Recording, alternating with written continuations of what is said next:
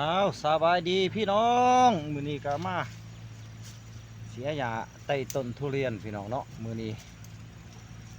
มีโอกาสดีๆพี่น้องนะสิมาอัปเดตพี่น้องรีวิวต้นทุเรียนต้นนี้ให้เบิ่งพี่น้องเนาะต้นทุเรียนต้นนี้พี่น้องปลูกมาได้2 ปีกว่าเนาะพี่น้องแต่มันก็เลยมามีปัญหาพี่น้องเพราะว่าย้อนดินพาอากาศเนาะบ่อมน้อยก็เลยถึกโดนน้ำหมอกพี่น้องแต่ว่าเลยกุดไปเบิดนี่ เลยแตกส่งกลุ่มขึ้นมาใหม่แต่ว่าท่านในเห็ดยังให้เพิ่นเนาะว่าท่านในเพิ่นว่าดีแนงแปลงงาพุ่นน่ะเนาะเฮาบ่ท่านได้มาซ่อมเนาะพี่น้องเนาะบัดมือได้บางๆหรือว่าบิดช่วงฤดูแล้งนี่พี่น้องแล้วก็จังสิค่อยมาตัดเนาะสิเลือกงาไว้บัดนี้นี่ล่ะพี่น้องก็สิเว้าเราประวัติสู่ฟังเนาะต้นทุเรียนต้นนี้ เมื่อก่อนคือปลูกมาพี่น้องในปีหนึ่งสิเข้าปีที่2พี่น้องดีข่อยก็เลยไล่เปลี่ยนปุ๋ยมาใส่ปุ๋ยปุ๋ย633พี่น้องเนาะปุ๋ย633สูตร633พี่น้อง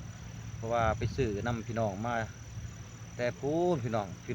พิ่นบ้านเนาะซื้อมาจากพี่น้องประเทศไทยแลนด์พี่น้องซื้อมาจากซองมิกเนาะสูตร633พี่น้องข่อยมาเห็นเบิ่งมาเบิ่งแล้วข่อยเห็นว่าเขาจะงามอยู่ดีพี่น้องในช่วงปีหนึ่งผ่านไปนะพี่น้องเขาจะงามผิดปกติดีเขาจะสัดจะดีพี่น้องพอดีเบิดปุ๋ยตัวน่ะเบิดปุ๋ยตัวนั้นแหละพี่น้องพอดีผ่านมาปีที่2กว่าๆนี่แหละบ่ทันฮอด3 ปีปีที่2กว่าๆถอยบัดนี้พี่น้องถอยแล้วค่อยก็เอาปุ่นปุ๋ยแบบธรรมตามท้องตลาดนี่นะมาใส่พี่น้องมันก็สิบ่ถือสูตรบ่ถือหยังมันเนาะมันก็เลยลดลงพี่น้องแต่ว่าปุ๋ย633นี่บ่มีพี่น้องเขตบ้านเฮาเนาะข่อยก็ต้องสอกลองถามเบิ่งเนาะแต่ในหลายเดือนก่อนเขาก็เลยไปถามอยู่เนาะอยู่ปากซองปากเซก็บ่มีพี่น้องแล้วก็ขอให้ทีมงานสอกให้ก็ว่าบ่มีพี่น้องเพราะว่าปุ๋ย633นี่เป็นพี่น้องทาง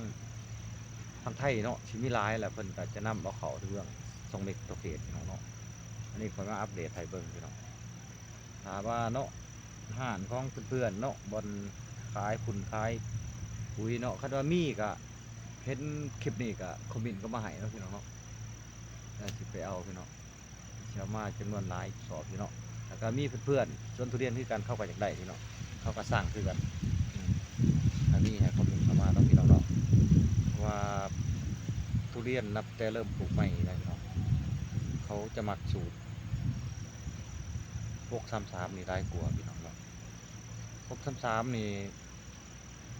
เขาจะ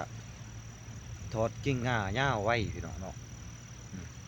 จะสัดใบนะเดินดีพี่น้องยอดเขา633เขาตามเขาสังเกตเบื้องต้นที่เริ่มปลูกนะพี่น้องเนาะถ้ามาเป็นสูตรเพราะบักหานะพี่น้องหาเขาจะงามอยู่แต่ว่าเขาจะงามเป็นทุ่มๆเป็นทุ่มๆแบบนี้แหละตามเขาสังเกตนะพี่น้องแต่ว่าตามหลักการหลักสูตรนะเขากับประจักษ์นะพี่น้องแต่เขาเลยเอามาใส่เบิ่งเนาะเห็นผลมันเป็นแบบนั้นพี่น้องแต่ว่าเลยเอามารีวิวเอามาแนะนำให้เพื่อนๆเบิ่งเนาะถ้าท่านใดอยากปลูกทุเรียนพี่น้องถ้าว่าเป็นไปได้ให้ใส่ปุ๋ยสูตร633ดีพี่น้องดีหลายน้องบ่แม่นโฆษณาพี่น้องเฮาก็ได้ใส่ตัวจริงเนาะนี่แหละพี่น้อง2 ปีกว่าๆสิเข้า3 ปีแล้ว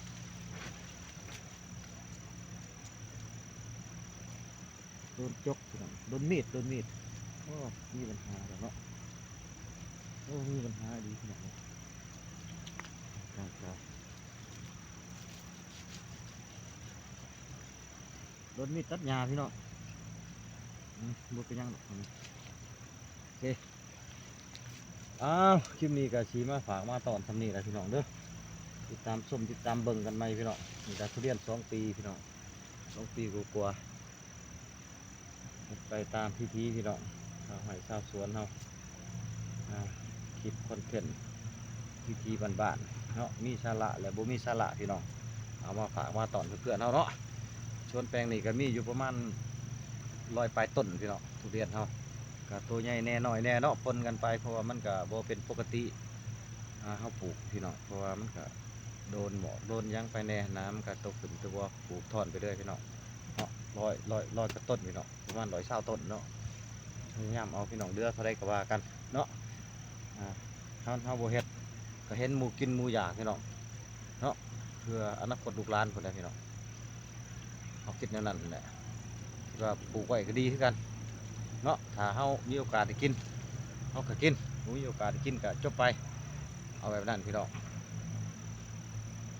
เอาคลิปนี้ก็มีเท่านี้พี่น้องผมบอกขอบใจเด้อพี่น้องบ้านเฮาที่เขาติดตามเขาเบิ่งเขาส้มช่อง YouTube พีทีชาวสวนปากช่องเมืองหนาวพี่น้องขอบใจพี่น้องที่เขาเบิ่งเขาส้มเนาะขอได้กินแรงใจเป็นกำลังใจพี่น้องขอบใจได้หลาย